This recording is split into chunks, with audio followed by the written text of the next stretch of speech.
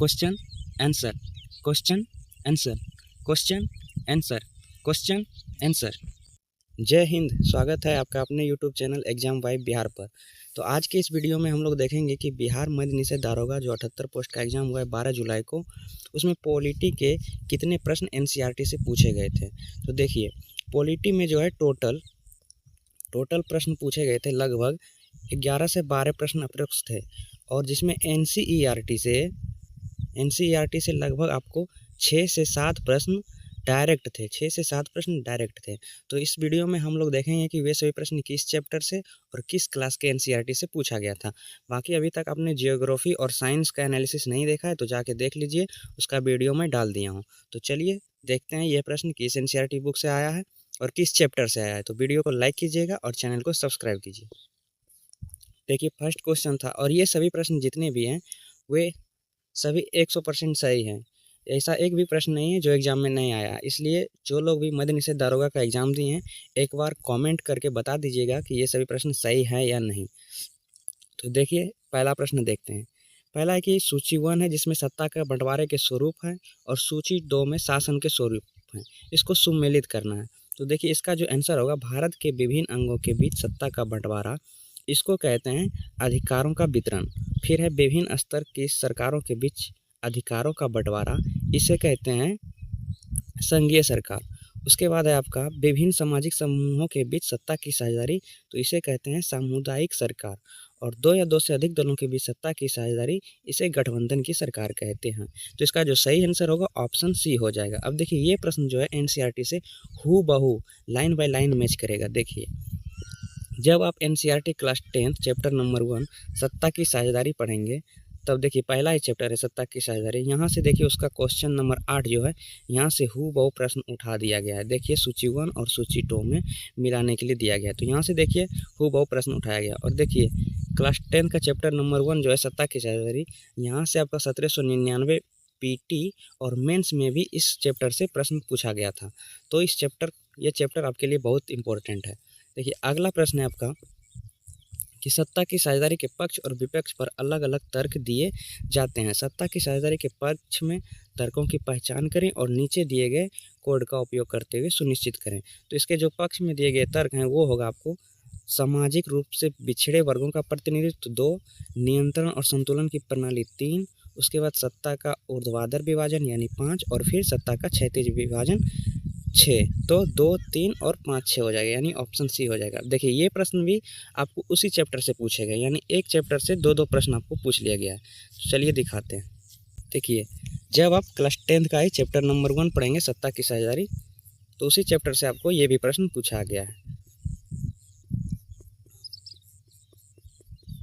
देखिए, यहाँ है सत्ता की साझेदारी क्यों जरूरी है। सत्ता की साझेदारी क्यों जरूरी है, और जब आप इसको पूरा पढ़ेंगे तो इसके पक्ष में दिए गए तर्क के बारे में आपको पता चलेगा। फिर ऑप्शन में था क्षैतिज वितरण और ऊर्ध्वाधर वितरण, तो वो भी आपको दिखाते हैं। देखिए, सत्ता की साझेदारी के रूप यहाँ दिए गए हैं, सत्ता की साझेदारी के रूप। और जब आप पढ़ेंगे फैसला में तो यहाँ लिखा गया, देखिए, शासन के विभिन्न अंग जैसे विधायिका, कार्यपालिका और न्यायपालिका के बीच सत्ता का बंटवारा रहता है, इसे हम सत्ता के क्षैतिज वितरण कहते हैं। देखिए, अगर आपने 1799 पीटी का एग्ज़ाम दिया होगा तो फर्स्ट शिफ्ट में ही जो 17 जनवरी को एग्ज़ाम था, उसमें यहाँ से एक प्रश्न पूछा गया था। देखिए, इसे सत्ता का क्षैतिज वितरण कहेंगे। और उसके बाद था सत्ता का ऊर्ध्वाधर वितरण। तो देखिए, यहाँ से ये प्रश्न था, उच्चतम और निम्नतम स्तर की सरकारों के बीच सत्ता में ऐसे बंटवारे को ऊर्ध्वाधर वितरण कहा जाता है। तो ये जब आप पूरा पढ़ेंगे तो यहाँ से आपको पता चल जाएगा। तो देखिए, एक ही चैप्टर से 2 प्रश्न पूछ लिए गए थे। अब अगला प्रश्न देखते हैं हम लोग। अगला है कि अनुच्छेद 3 के अंतर्गत क्या प्रावधान है। तो इसका जो सही आंसर होगा 2 और 3, राज्यों का प्रवेश, सीमा एवं नाम में परिवर्तन और राज्यों का विस्तार, यानी ए हो जाएगा इसका आंसर। अब देखिए, ये प्रश्न एनसीईआरटी के 11th क्लास के एनसीईआरटी पॉलिटी का चैप्टर नंबर 7, जिसके चैप्टर का नाम है संघवाद, यहाँ से पूछा गया था। देखिए, अनुच्छेद 3 के अनुसार संसद किसी राज्य में से उसका राज्य क्षेत्र अलग करके 2 या अधिक राज्यों को मिलाकर नए राज्य का निर्माण कर सकती है। वह किसी राज्य की सीमाओं या नाम में परिवर्तन कर सकती है। तो यहाँ से ये प्रश्न आपको पूछा था। बाकी आप किसी टीचर का या लुसेंट में पढ़ेंगे तो ये प्रश्न आपको वहाँ भी देखने को मिल जाएगा। अगला प्रश्न है आपका कि भारत के संविधान में केंद्र और राज्य के बीच शक्ति बंटवारे में कौन कौन सी सूची है। तो केंद्र सूची, राज्य सूची, समवर्ती सूची। अब ये भी एनसीईआरटी में आपको हूबहू मिलेगा। जब आप वही चैप्टर देखिए, संघवाद से भी आ गया एक और प्रश्न। 11th क्लास का एनसीईआरटी चैप्टर नंबर 7 पढ़ेंगे तो संघवाद के चैप्टर में दिया गया है, देखिए, संघ सूची, राज्य सूची, समवर्ती सूची। और दोस्तों यहाँ से एक प्रश्न और आया था जो इसी चैप्टर से और यही टॉपिक से था, सेम टू सेम। चलिए दिखाते हैं आपको। देखिए, निम्नलिखित में से कौन सा विषय भारतीय संविधान की संघ सूची में आते हैं। तो इसका जो सही आंसर होगा बैंकिंग और डाक और तार, यानी 1 और 2 हो जाएगा। अब देखिए, ये प्रश्न भी आपको मिल जाएगा। देखिए, संघ सूची में है बैंकिंग और डाक और तार, ये संघ सूची में। बाकी 2 ऑप्शन जो था, पुलिस स्वास्थ्य, सार्वजनिक व्यवस्था और पुलिस, सार्वजनिक स्वास्थ्य और पुलिस, ये भी आपको यहाँ मिल जाएगा। ये राज्य सूची में देखिए, सार्वजनिक स्वास्थ्य और पुलिस। तो देखिए, यहाँ से ये प्रश्न बना था। तो दो प्रश्न हो गए 7 नंबर चैप्टर से, संघवाद से। अब चलिए अगला प्रश्न आपको दिखाते हैं। अगला प्रश्न है कि भारत के राष्ट्रपति का चुनाव अप्रत्यक्ष रूप से निर्वाचन मंडल के द्वारा किया जाता है। तो कथन ए सही है। और कथन आर है कि कारण आर है, भारतीय संसद शासन प्रणाली में वास्तविक कार्यपालिका की शक्ति मंत्रिपरिषद में नियुक्त होती है, इसलिए राष्ट्रपति नाम मात्र का संवैधानिक प्रमुख होता है। ये भी सही है। तो इसका जो सही आंसर होगा वो होगा कथन ए और आर दोनों सही है, लेकिन कथन आर ए का सही स्पष्टीकरण नहीं है। तो ये होगा, क्यों स्पष्टीकरण नहीं है?